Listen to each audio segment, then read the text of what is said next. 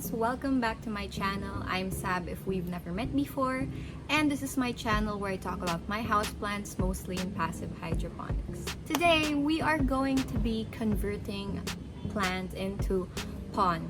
So pon, if you're not familiar with it, is a substrate that's like a soil substitute. It's basically by this company called Lechuza, and you can use pon for both passive hydroponics and just as a regular soil replacement. So we'll just get into more of that later. But right now, I want to be opening the packages where my ingredients are. So I am just opening it with my shears.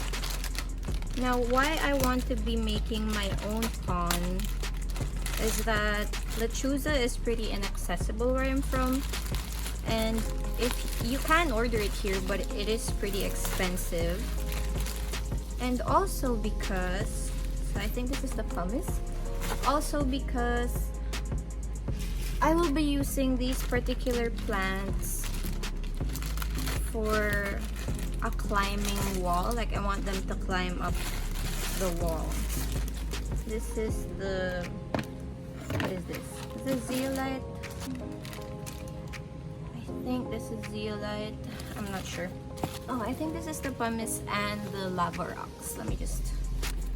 This mix is just a DIY mix that I learned about online and tried it out with smaller plants, and those plants seem to be doing okay. So now I think I'm ready to try it with my bigger plant. Okay, so here is the pumice and the lava rocks. I was doing a bit of reading in the Lechuza Pon website on what the ingredients are for. This is basically the same mix as the original pon, but it doesn't have the slow release nutrients. So instead of the slow release nutrients, I'll just water it with nutrient water that I use for my LECA plants. Now on their site, it says that the zeolite is there to actually help maintain the pH, not make it too acidic or too basic for the plants. And then the pumice and the lava rocks are there just to help with absorption or the wicking up of the water if you're using it as passive hydroponics. Otherwise, it's just a good substrate for the roots to cling on to. So let me just open this and mix it. Okay, let me just show you the mixture. There you go. I will put this on the screen, but I am using 2:2:1, so 2 of the pumice and the lava rocks and 1 portion of the zeolites. I think this is like 100 grams, 100 grams, and then 50 grams, but I could be wrong. Or is it 500 grams? I'm so bad at weight, I'm sorry. But yeah, the rule of thumb is 2:2:1, or that's what people will generally use. And I will just mix it around and then show you what it looks like.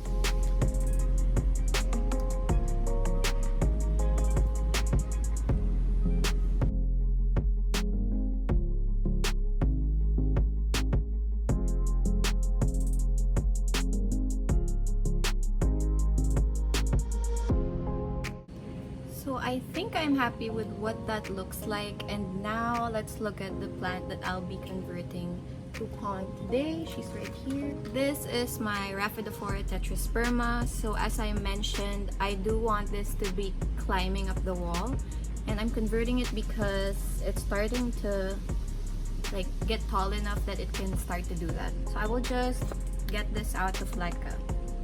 So I'm just getting this out of LECA. This is the first time I'm seeing these roots in a while, and they look good. So the reason that I want to use pon for this particular project is that these will be growing attached to the wall. You can't really see it back there, and I don't want to have to flush. You still have to flush in pon if you're using it as passive hydro, but from what I've read, not as often. So yeah, that's why I want to use pon, because I don't want to have to flush. And this is what the roots look like. I will try to get as much of the LECA out as possible, but if you're doing this and you can't get some of them out, that's totally okay to just mix them into the substrate. And another thing is that I am converting this straight from LECA, so the roots are already water roots. And if I'm not mistaken, the roots they grow in pon are similar in that way. So it's a different process if you want to convert from soil to pond, is basically what I'm saying. So this is the best I could do without harming the roots. If you were to convert a plant into pond from soil, you would have to use the shower method. So it's like transferring a plant from soil into LECA. If you don't know what the shower method is, I've talked about it several times on my channel. You basically just water the plant under a sink or with a watering can like you normally would until it adapts to the new substrate. And another thing you can do that might be easier for some is you just plop the entire root system into some water and wait for it to shed and create new water roots. So this is what we're left with. I'm gonna remove any dead roots that I see. It's not a lot. And then just put this in pond, see how that goes. I really love this plant, so I hope it doesn't die. But I don't think it will. I think it'll be okay. So this is what I'm putting it in. It's a little bit big for the plant, but it'll grow into it.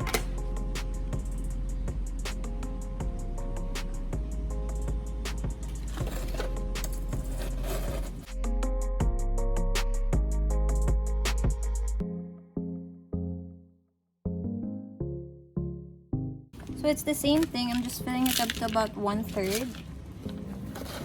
And then putting the plant in. So it's like how you would typically repot a plant.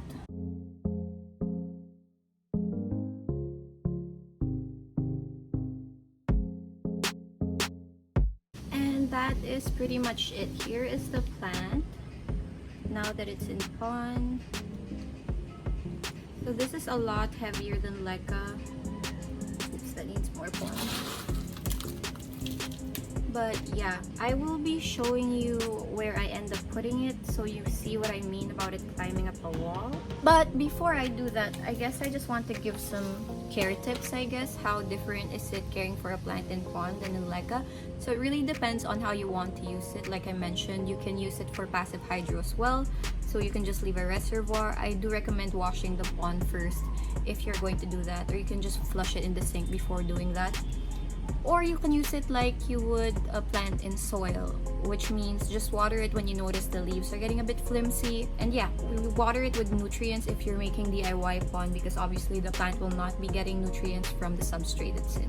So this is actually where this plant is going to live. I'm so sorry about the ambulance noises if you can hear that. But yes, hopefully you can see what I mean about it climbing up the walls. I wanted to grow up here on this blank space and kind of just fill it. And eventually I want other plants like my Monstera Thai to do the same. But for now, this is the one that's pretty big and ready to kind of cling on. And let's just take a bonus peep at this new leaf from my beautiful Cuprea just living its best life.